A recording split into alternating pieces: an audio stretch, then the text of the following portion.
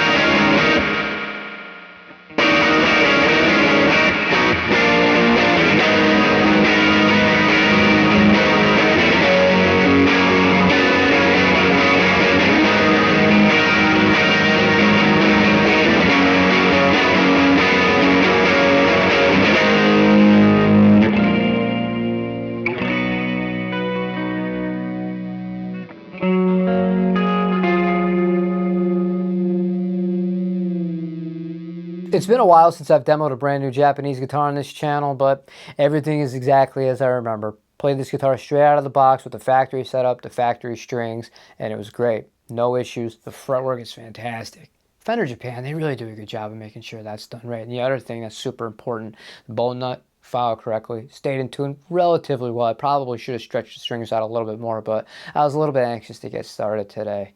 Playability, great. Nothing negative to say in that aspect. Sounds are a little bit different, but this isn't the first time I played a Hybrid 2. I know that they're a little bit different. They're really, really modern, which kind of goes along with the whole theme of the guitar. It's got classic feel that is familiar, but it's just a little bit more contemporary, and that kind of comes across in both how the guitar looks and how the guitar sounds. I mean, you're losing the rhythm circuit. For some people, that's not that big of a deal, and having the switch here is definitely a little bit different than having it at the lower horn here. But outside of that, the feel thing that I do want to touch on is something I referenced earlier in the video, and that is the neck shape, where they say it's a modern C.